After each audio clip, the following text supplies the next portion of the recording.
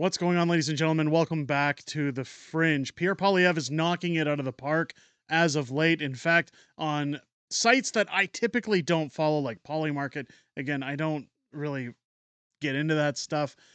He's gaining leads. He's making leads. In fact, we've often said don't follow the polls, don't listen to the polls, they're all garbage. I still believe that. They're still bought and paid for. They're still focused on a certain demographic. And the important thing that a lot of people don't take into account when it comes to polls is that they're usually only generated amongst about 1,000 people per poll, and it's in a very focused area in order to get the results that they want. So again, typically, I don't follow polls. I don't listen to them. I say wait for election day. And we're 1 week away. We are 1 week away from election day. Don't forget to join me live here on the channel next week for election day. We are going to do live coverage of the election. It's going to be fantastic. We're going to see that big blue wave coming in. And before we get there, ladies and gentlemen, I just want to remind you that, again, suppression is rearing its ugly head on this channel, on many channels. I've seen a lot of people in different comment sections saying that they're being unsubscribed from channels. They're being removed. Their comments are being deleted. Again, we don't delete comments on this channel unless they break community guidelines in terms of attacking other people. But comments are getting deleted. So now is the time to subscribe. If you haven't yet subscribed to this channel, all Canadian content creators that cover politics on this platform, very worth following. Hit that subscribe button, show them some love, hit the bell for all notifications so that hopefully you're notified every time a video drops and you're not missing a beat leading up to next week's election. That being said, let's get into Pierre, because he's absolutely nailing it, making a shocking new announcement, one that I can definitely get behind. Many viewers on my channel are near or around retirement age. Many viewers have expressed to me in our live streams that they can't afford to eat, they can't afford to pay their bills, they're hanging on by a thread after 10 years of Justin Trudeau. They just can't make ends meet. Pierre Poilievre has come to the rescue. Many people saying, Pierre's not going to save you. This isn't the government you want. Well, I understand where some people are making those remarks. Again, what we have to remember, folks, if we're going to be tolerant, is that people have 10 years of abuse behind them. They're not trusting of the government. I don't trust the government. I don't trust any government. I always say, show me the money. Show me you put the work forward, and if you do a good job, I'll give you the kudos. But when it comes to Pierre, the promises he's making, if he follows through with them, I think they're fantastic. One of the things he did at this press event recently, besides a heckler, we're going to get to the heckler later on, because I've got some questionable thoughts about this heckler, is that Pierre, first and foremost, has done what he can to save us GST on new homes. In fact, I wished we'd waited to purchase our new home. It could have saved us $25,000 or more, depending on the cut, but or the price of your home. He's talking about reducing income taxes. He talks about fully axing the carbon tax to make sure it doesn't rear its ugly head around. Multiple changes for Canadians that are good. But the one place I've always said is lacking a bit is, what are we going to do for our seniors? Our seniors and our veterans are our two most important resources in this country. We should be looking after those who have done their time, those who have worked hard, those who have paid their taxes, done their share, by giving them accessibility, by giving them the ability to enjoy their golden years before they leave this earth, the time with their grandkids, less stress in their lives. Well, Pierre's come forward to announce some big changes, and I'm not going to spoil them if you haven't seen them yet. Let's show them. It is a little lengthy, about a few minutes here, but let's get into that, because this is absolutely fantastic. Was born. We're a country that has always been practical in solving its problems and determined to give the next generation a better life than the one came before us. The Canadian promise, though, of which I speak, is worthless if it is not granted first and foremost to our seniors, the people who built this country. And today our seniors are struggling to make ends meet, struggling to get ahead, and or often called upon by their children for help with down payments on homes, money that you worked so hard to build up, equity that you poured into your property. Now, what's funny about that statement is I know multiple friends, multiple associates that unfortunately have had to consider going down that route. Now, they haven't necessarily asked for that help. Sometimes the parents offer the help because they want what's best for their kids. There's no parent out there, no reasonable parent out there, decent parent, that wouldn't give their kids the shirt off their back if it meant they were secure. I know as a father of 3, the one thing I would never want to do is finish up my time on this earth knowing that my children are at risk of homelessness, that they're at risk of not being able to make ends meet or look after themselves. You want what's best for your kids. Now, while many people have said that, and this is me quoting others, this is not me stating fact, but many people have said that the boomer generation is partly cause of the current price of housing. Now, that's a matter of opinion. I think it's greedy government. I think it's terrible policy. I think it's inflation. I think there's a lot of reasons.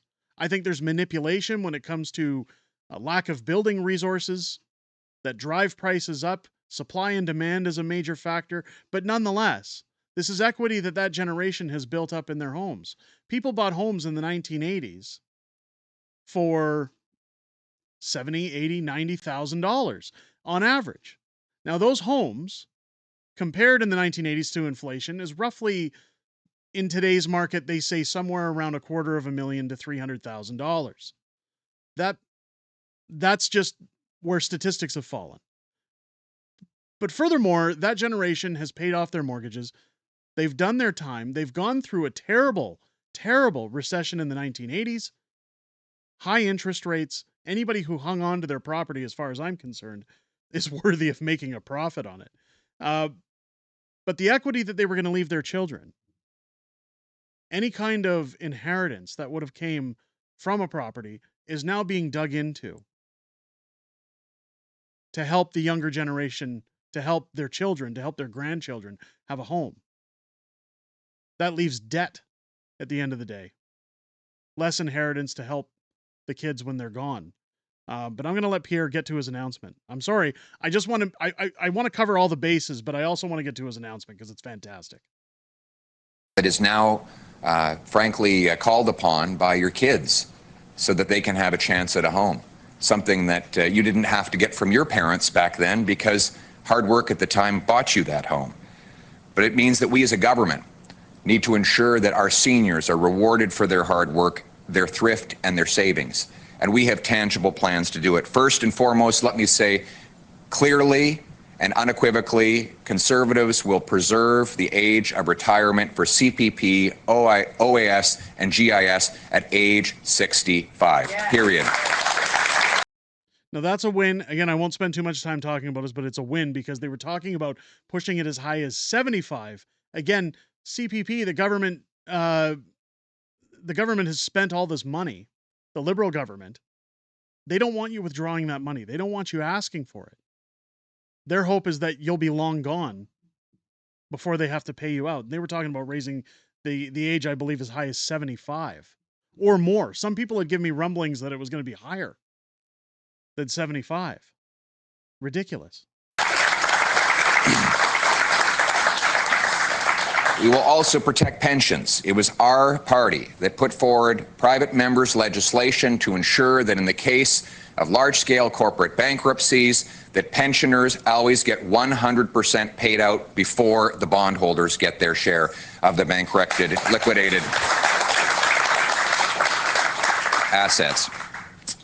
Furthermore, we recognize that our seniors have a lot of wisdom and ingenuity and mentorship to offer the next generation in our workforce. Some seniors make the decision to stay in the workforce. They enjoy working, they stay busy, it helps them contribute. They are under high demand because they know things that the next generation does not yet know. And I know when you turn 65, Moses, there'll be a lot of demands on you to stay in the workforce. It'll be a little while before that day comes, but nevertheless, it will indeed. So you'll be very happy with the next policy announcement I have, and it is this, that a Conservative government will honor and reward the hard work of seniors by keeping your first $34,000 of earnings completely tax-free. Now that right there is the drive home for seniors. I'm not saying that seniors have to continue working until they're gone, but I can tell you that I do have friends who have had medical issues even in their 40s that they haven't been able to work. And when they sit down and say, well, I'm no longer part of the workforce, they age rapidly. They kind of roll over and give up. I know for my father, who's in his 70s, that he loves working. He loves being busy. He likes having purpose. And if a senior were struggling or saying, hey, I can't pay my bills, I can't make ends meet, well, look, $34,000 a year, people are going to say, Fringe, that's not a lot of money. However, you take out the taxes on that $34,000, that's the equivalency of almost having a $55,000 a year job by today's market on how taxes are distributed to the government. If that is tax-free, that gives motivation for seniors to want to be a little more active. They could work part-time, make their $34,000 a year tax-free, and enjoy some of that money or tuck it away. Rebuild some of that equity they've had to maybe tap into. This is fantastic news. It gives people a purpose, and it gives people a desire to contribute, a desire to enjoy what they do, keep active. I think it's absolutely amazing that Pierre is doing this. I think, again, what have the Liberals done? What have the NDP offered? They keep talking about dental care and healthcare. What have they offered that's in comparison? Anytime the government says, we're not going to tax you, we're not going to take your money, that gives me a huge fist up for the government. I think that's fantastic. That's the one thing I preach is let me do my thing and just leave me alone. Anytime the government wants to back off and stop taking more from you and take less, I can get behind that. But what's funny is that during this press conference, there's been a lot of things happening with Pierre's rallies. There's been, you hear about, and we've shown it on stream, we've talked about it, how Pierre's folks have been under attack. When you talk about Buttongate, when you talk about the buttons that Mark Carney's folks distributed to make Pierre look like Trump, I have my personal suspicions about the man who is about to appear in this audience. I know this video clip has been shown by others. Shout out to Clinton Jaws, by the way. He's the reason I found this video. But you hear about the Make Canada Great Again hats and Pierre's people saying, you got to take them off if you come into the rallies. They don't want the association with the tampering of the Liberal Party. And of course, every time that happens, the individual either goes to a live streamer like the Pleb, or they go to CBC News. They talk about how they've been kicked out, how Pierre is anti-free speech. I believe they're plants. I sometimes question if this man is a plant. Now, I can't show the whole clip because we'd be here forever, and I know that I ramble. My apologies for that. But this gentleman, this senior citizen, that I saw, I'm curious if he is here on purpose to cause a ruckus. The clip here I'm about to show has already been shown because Pierre's wife actually turns around and gives a dirty look and says something under her breath to the guy who's been interrupting. He interrupted twice prior to this moment by standing up, interfering in the conference, interfering with other people's questions, and now finally stands up a third time and says, hey, am I going to be able to ask a question or not? He's quite aggressive with his stance and his nature, and that's okay if he's fed up, if he does have a question that he feels is pressing. Sometimes people don't understand how these things work, so I don't want to completely barrel down on this person, but take a look at what happens here. Okay, you can ask your question. No, after all of our questions are done. No, John said no. Okay. You have no control over who asks questions, right? No ability. Anybody can ask questions. Okay, can I ask my question? I'm done. Then we'll get done. Marissa, whoever you want to answer the question, I'm happy to take questions from anyone. So right there, this guy tries to disrupt the event for a third time, and Pierre handles it calm and cool. Now, if this were Mark Carney, he would have just put the microphone down and left. We've seen it happen. So for anybody who wants to say, hey, Mark Carney wouldn't do that, yeah, he does. He's known to do it. But Pierre says, hey, if you got a question, I'll answer. I'm happy to answer the man's question. He's diffusing the situation. And he's there talking about seniors and benefiting seniors. He wants to hear the guy's grievance. But this is the third time he's interrupted, and very rudely, I might add. And there you saw Pierre's wife. She's over here down in the front, next to this gentleman. I mean, she turned around and gave a little smile at first, but it picks up from here.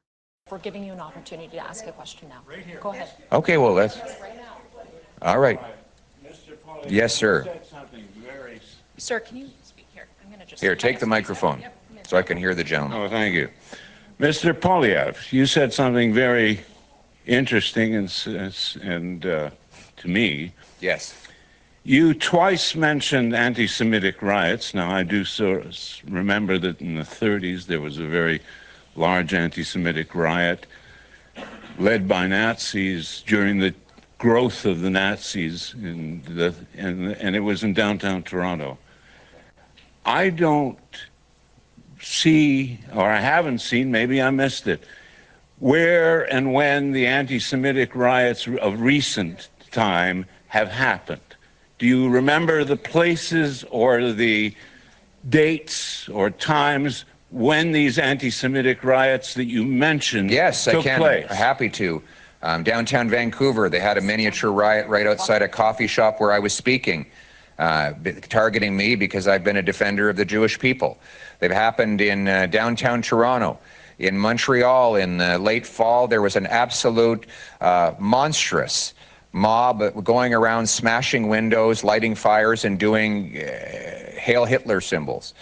We've had Jewish daycares attacked. We've had Jewish schools that have bullets fly through their windows in the middle of the night. We've had synagogues firebombed. Well, I just gave you a bunch of examples, sir. And why are none of those covered in the newspapers? No, I don't control the newspapers. I don't control the newspapers, sir. And I don't. So you see Anna jumping in here to try and calm the situation. And Pierre comes back here with a fire answer, absolutely shuts it down to the best of his arsenal, of his ability. I'm going to let him finish, but then I'm going to talk about why I think this was staged.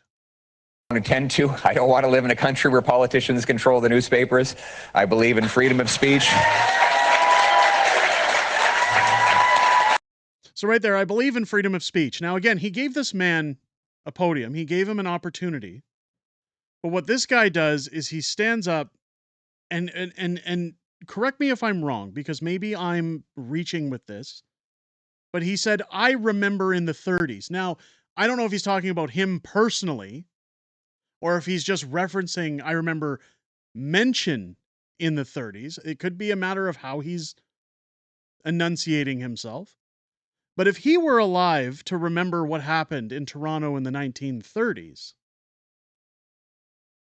to be a significant age, unless he wouldn't be an infant, because as an infant, as it's like a 3-year-old, a 4-year-old, he wouldn't remember things in Toronto. And by the fact that it's 2025, this means that this man is basically 100 years old or greater. Now, again, he does not look to be close to 100 years old. I'd probably put him in his 80s. And again, I could be reaching. He could just be referencing the 1930s. But he goes on to ask the one question of controversy about attacks on churches, on attacks on different... So this whole conference was around senior benefits. So what does this have to do with anything? Why is this being brought up? Again, the people who have been pushed into Pierre's rallies, all these Make Canada Great Again hats, you'll notice that they're all senior citizens. And while a lot of people get mad on this channel that I mention it after we showed the Brampton Boomer, the meme that's going around, I don't think there's any denying that, as Mark Carney would say, look inside yourself.